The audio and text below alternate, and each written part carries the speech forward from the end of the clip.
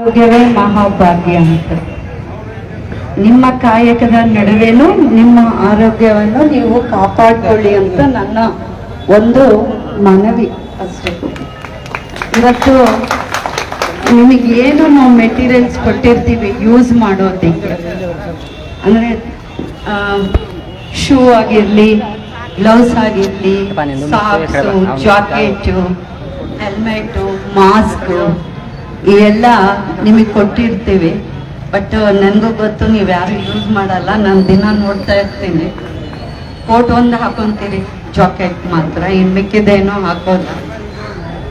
ಯಾಕೆ ಅಂತಂದರೆ ನಿಮ್ಮ ಆರೋಗ್ಯವನ್ನು ನೀವೇ ಕಾಪಾಡ್ಕೋಬೇಕು, ಇನ್ನೊಬ್ರು ಬಂದು ಹೇಳ್ಬಾರ್ದು ಅನ್ನೋ ಒಂದು ಉದ್ದೇಶದಿಂದ ಪೌರ ಕಾರ್ಮಿಕರಿಗೆ ನಾವು ಅದನ್ನು ಉಡುಗೆ ತೊಡುಗೆಗಳು ಎಲ್ಲನೂ ಕೊಡ್ತಾ ಇವೆ. ಕಷ್ಟ ಆಗುತ್ತೆ, ಅದು ಬೂಟ್ ಹಾಕೊಂಡ್ರೆ ನನ್ಗೆ ಇಳಿಯಕ್ಕೆ ಬರಲ್ಲ ಅಂತೀರಿ. ಚಪ್ಪಲಿ ಕೊಟ್ರೆ ನಿಮಗೆ ಕೀಟಾಣುಗಳು ನಿಮ್ಮ ಬಾಡಿಯೊಳಗೆ, ಪಾದವನ್ನು ಯಾವಾಗಲೂ ನಾವು ಸೂಕ್ಷ್ಮತೆಯಿಂದ ತೊಳ್ಕೊಂಡು ಮುಟ್ಟುವಂಥ ಜಾಗ, ಅದರಿಂದನೇ ನಮ್ಮ ಬಾಡಿಯಲ್ಲಿ ಹೋಗ್ತಾ ಇದೆ. ಅಂಗಾಲು ಮತ್ತು ಅಂಗೈಯನ್ನು ನಾವು ಸೂಕ್ಷ್ಮವಾಗಿ ಕ್ಲೀನಾಗಿ ಇಟ್ಕೋಬೇಕು ಅಂತ ನಮ್ಮ ಹಿರಿಯರು ಹೇಳಿರೋ ಪದ್ಧತಿ. ಅದಕ್ಕೆ ನಿಮಗೆ ಗ್ಲೌಸ್ ಕೊಡ್ತಾ ಇರೋದು. ಉಸಿರಾಟ ಆಡೋ ಮುಂದ್ಗಡೆ ದುರ್ಗಂಧವಾಗಿ ಬರುವಂಥ ವಾಸನೆಯನ್ನು ತಡೆಗಟ್ಟಬೇಕು ಅಂದರೆ ಡೆಂಟಲ್ ಶಾಪಿಗೆ ಹೋಗ್ತಿರಲ್ಲ, ಅಲ್ಲಿನ ಡಾಕ್ಟರ್ ಹತ್ರ ಹೋದಾಗ ಅವರು ಪೇಷಂಟ್ ಹತ್ರ ಮಾತಾಡ್ತಾ ಇರೋ ಮುಂದ್ಗಡೆ ಮಾಸ್ಕ್ ಹಾಕಿರಲ್ಲ, ಪೇಷಂಟಿಗೆ ಟ್ರೀಟ್ಮೆಂಟ್ ಕೊಡೋ ಮುಂದ್ಗಡೆ ಅವ್ರು ಮಾಸ್ಕ್ ಹಾಕ್ತಾರೆ. ಯಾಕಂದ್ರೆ ನಮ್ಮ ಬಾಯಿಯಲ್ಲಿರುವಂಥ ದುರ್ಗಂಧವನ್ನು ಅವ್ರಿಗೆ ಬರಿಬಾರ್ದು ಅಂತ, ಬ್ಯಾಕ್ಟೀರಿಯಾಗಳು ಅಂತ ಹೇಳ್ತೀವಿ. ಅದಕ್ಕೆ ನಿಮಗೆ ಮಾಸ್ಕ್ ಕೊಟ್ಟಿರೋದು. ಅಂಗಾಲು ಮತ್ತು ಅಂಗೈಯನ್ನು ಯಾಕೆ ಅನ್ನೋದಕ್ಕೆ ಹೇಳಿದೆ. ಮಾಸ್ಕ್ ಆಗೋಕ್ಕೆ, ಹೆಲ್ಮೆಟ್ ಅಂದರೆ ಏನೋ ಮಾಡ್ತಾ ಇರ್ತೀರಿ ಒಂದೇ ಸಲ ಈಗ ಎದ್ದಾಗ ಮೇಲ್ಗಡೆ ನಮಗೆ ಪಡೆಯುತ್ತೆ ಅನ್ನೋದಕ್ಕೆ ನಿಮ್ಗೆ ಹೆಲ್ಮೆಟ್ ಕೊಟ್ಟಿರ್ತಾರೆ. ಈ ಕಾರಣಕ್ಕೋಸ್ಕರನೇ ನಾವು ಸರ್ಕಾರದಿಂದ ಮಾಡಿರುವಂಥದ್ದು. ನಿಮ್ಮ ಆರೋಗ್ಯವನ್ನು ನೀವೇ ಕಾಪಾಡ್ಕೊಳ್ಳಿ. ಯಾಕೆ ಅಂದ್ರೆ ಕೆಲಸ ಮಾಡೋದು ಒಂದು ಕಡೆ ಆದ್ರೆ ನಾಳೆ ನಿಮ್ಮ ಸಂಸಾರವನ್ನು ನೋಡ್ಕೋಬೇಕಾಗಿರುವಂತ ಜವಾಬ್ದಾರಿ ನಿಮಗಿರುತ್ತೆ. ಈಗಿನ ಕಾಲದಲ್ಲಿ ಮುಂದೆ ಇನ್ನೊಂದು 10 ವರ್ಷ 15 ವರ್ಷ ಹೋದ್ಮೇಲೆ ಯಾರು ನಮ್ಮನ್ನು ನೋಡ್ಕೊಂತಾರಂತ ಯಾರಿಗೂ ಗೊತ್ತಿರಲ್ಲ. ಇವತ್ತೇನೋ ನೀವು ನೋಡ್ಕೊಂತೀರಿ, ತಂದೆ ತಾಯಿ ಅತ್ತೆ ಮಾವ ಎಲ್ಲರೂ. ಆದ್ರೆ ಇನ್ನೊಂದು 10 ವರ್ಷದಲ್ಲಿ ಈ ಮಾಡ್ರನ್ ಯುಗದಲ್ಲಿ ನಾವು ನೋಡ್ಕೊಳ್ಳುವಂಥ ಕೆಪಾಸಿಟಿ, ನಮ್ಮನ್ನು ನಾವೇ ನೋಡ್ಕೊಳ್ಬೇಕು, ನಮ್ಮನ್ನು ನಾವೇ ಜೀವಂತವಾಗಿ ಇಟ್ಕೊಳಕ್ಕೆ ನಾವೇ ಕ್ಲೀನಾಗಿ ಮೇಂಟೈನ್ ಮಾಡಿ. ದಯವಿಟ್ಟು ಇದನ್ನು ಇವತ್ತು ನಿಮ್ಮ ಪುರಸಭೆ ಪುರ ಕಾರ್ಮಿಕರ ಇರೋದ್ರಿಂದ, ಪೌರ ಕಾರ್ಮಿಕರ ದಿನಾಚರಣೆಯಿಂದ ಇನ್ಮೇಲಾದರೂ ಪ್ರತಿಜ್ಞೆ ಮಾಡ್ಕೊಳ್ಳಿ. ನಿಮ್ಮಲ್ಲೇ, ನನ್ನ ಎದುರಿಗೇನು ಬೇಡ, ನಿಮ್ಮಲ್ಲೇ ಬೇಡ್ಕೊಳ್ಳಿ.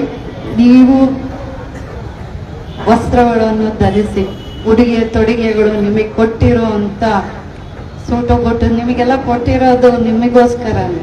ಅದನ್ನು ಯೂಸ್ ಮಾಡಿ, ಮನೆಯಲ್ಲಿಟ್ಟು ಪೂಜೆ ಮಾಡೋದಕ್ಕಲ್ಲ. ಅದು ಖಂಡಿತ ಅದನ್ನು ಯೂಸ್ ಮಾಡ್ತೀರಿ ಅಂದ್ಕೊಂಡಿದ್ದೀನಿ. ನಾನು ಎಲ್ಲಾದರೂ ನೋಡಬೇಕು ಅಂದಾಗ ನಿಮ್ಮನ್ನು ನೋಡ್ತಾ ಇರ್ತೀನಿ. ನಾ ಏನು ನಿಮ್ಮನ್ನ ಅಬ್ಸರ್ವ್ ಮಾಡ್ಬೇಕಂತಲ್ಲ, ನಾವು ಹೋಗ್ತಾ ಇರೋ ಟೈಮಲ್ಲಿ, ಬರ್ತಾ ಇರೋ ಟೈಮಲ್ಲಿ ನೀವು ಮಾಡ್ತಾ ಇರ್ತೀರ. ಆ ಕಾರಣಕ್ಕೆ ರವಿ ಉದಯ ಆಗೋದಕ್ಕೆ ಮುಂಚಿನವಾಗಿ, ಕೋಳಿ ಕೂಗೋದಕ್ಕೆ ಮುಂಚಿನವಾಗಿಯೇ ನಿಮ್ಮ ಕೆಲಸಗಳನ್ನು ನೀವು ಮಾಡಿರ್ತೀರ. ಆಮೇಲೆ ಹೋಗ್ಬಿಟ್ಟು ಮನೆಯಲ್ಲಿ ಹೋಗಿ ಶುಚಿತ್ವವನ್ನು ಹಾಕ್ಬಿಟ್ಟು ಮಕ್ಕಳಿಗೆ, ಮನೆಯಲ್ಲಿ ಇರುವಂಥ ಹಿರಿಯರಿಗೆ ಅಡುಗೆ ಮಾಡಿಟ್ಟು ನೀವು ಊಟ ಮಾಡಿ ಒಂದು ಅರ್ಧ ಗಂಟೆ ಮಲ್ಕೊಂಡು ಫ್ರೆಶ್ ಆಗಿಬಿಟ್ಟು ಹೊರಗಡೆ ಬಂದು ಕೆಲಸ ಮಾಡೋದಕ್ಕೆ ಒಂದು ನಿಮಗೆ ಇರುವಂಥದ್ದು.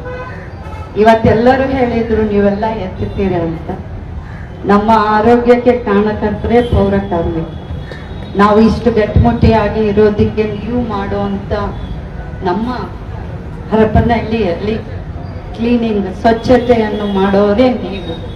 ಒಂದು ಕಸ ಬಿದ್ರೂ ಓ ಪೌರ ಕಾರ್ಮಿಕರು ಇವತ್ತು ಕಸ ಕೊಡ್ತಿಲ್ವಾ ಅಂತೀವಿ. ಆಮೇಲೆ ನಮ್ಮ ಅಡುಗೆ ಮನೆಯದು ತ್ಯಾಜ್ಯ ವಸ್ತುಗಳನ್ನು ನಾವು ವೆಟ್ ಅಂಡ್ ಡ್ರೈ ಎತ್ತಿಟ್ಟಿರ್ತೀವಿ, ತಗೊಂಡೋಗಿಲ್ಲವೋ ಇವತ್ತು ಗಾಡಿ ಬಂದಿಲ್ವಾ ಅಂತೀವಿ. ಈ ತರ ಇದೆ. ದೊಡ್ಡ ದೊಡ್ಡ ಸಿಟಿಯಲ್ಲಿ ಈ ತರ ಅವಕಾಶಗಳು ಇದೆ, ಸಣ್ಣ ಊರಲ್ಲಿ ಕಮ್ಮಿನೇ. ಪಂಚಾಯತಿ ವೈಸಲ್ಲೂ ಇವಾಗ ಗಾಡಿಗಳು ಕೊಟ್ಟಿದ್ದಾರೆ ಎತ್ತಿಟ್ಕೊಳಕ್ಕೆ. ತಿಳುವಳಿಕೆಯನ್ನು ನೀವು ಕೊಟ್ಕೊಂತ ನಿಮ್ಮ ಕೆಲಸಗಳನ್ನು ಮಾಡ್ತಿದ್ದೀರಾ, ನಿಮಗೆ ಒಳ್ಳೇದಾಗ್ಲಿ. ಯಾಕಂದ್ರೆ ನೀವು ನಮ್ ಕಾಪಾಡ್ತೀವಿ, ನಾವು ಒಂದು ಹಾರೈಕೆ ಹೇಳಕ್ ಇಷ್ಟಪಡ್ತೀವಿ. ನಿಮ್ಮ ಆರೋಗ್ಯವನ್ನು ಒಳ್ಳೇದಾಗ್ಲಿ ಅಂತ ದೇವ್ರ ಹತ್ರ ಬೇಡ್ಕೊಂತೀವಿ. ಯಾಕಂದ್ರೆ ನೀವು ಚೆನ್ನಾಗಿ ಕೆಲಸ ಮಾಡಿದ್ರೆ ನಾವು ಆರೋಗ್ಯವಾಗಿ ಬದುಕನ್ನು ಸಾಗೋದಕ್ಕೆ ಅವಕಾಶ ಆಗುತ್ತೆ ಅಂತ ಹೇಳ್ತಾ, ಇವತ್ತು ನಮ್ಮ ಚೀಫ್ ಆಫೀಸರ್ 4-5 ಬೇಡಿಕೆಗಳು ಕೊಟ್ಟರು. ಖಂಡಿತ ನಾನು ಸೇತುವೆ ಆಗಿರೋಕೆ ಇಷ್ಟಪಡ್ತೀನಿ. ನಿಮ್ಮ ಮನವಿಯನ್ನು ತಗೊಂಡೋಗಿ CM ಅವ್ರಿಗೆ ಹೇಳ್ತೀನಿ.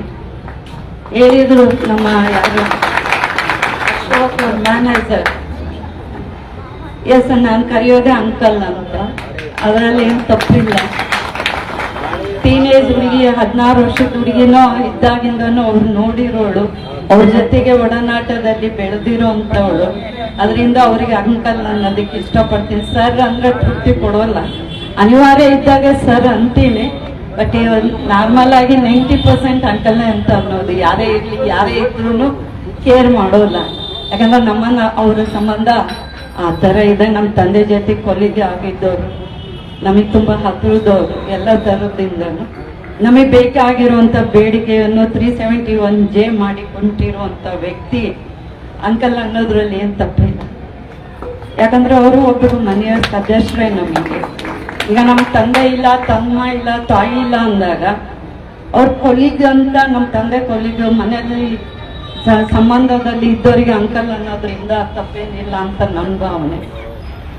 ಆಮೇಲೆ ನೀವು ಪೌರ ಕಾರ್ಮಿಕರು ಒಂದು ನನಗೆ ಸನ್ಮಾನ ಮಾಡಿ ಇದು ಕೊಟ್ರಿ, ತುಂಬಾ ಸಂತೋಷ ಆಯ್ತು. ನೀವು ಅದು ಇದು ಕೊಟ್ಟಿದ್ರೆ ಅದು ಇದು ಮಾಡ್ತಾ ಇದ್ವಿ, ನಮ್ಮ ತಂದೆ ಕೊಟ್ಟಿದ್ದೀರಾ, ಫೋಟೋ ವಾಪಸ್ ನನ್ನ ತಂದೆ ಬಂತು ಅಂತ ತುಂಬಾ ಹೇಳೋಕೆ ಇಷ್ಟಪಡ್ತೀನಿ.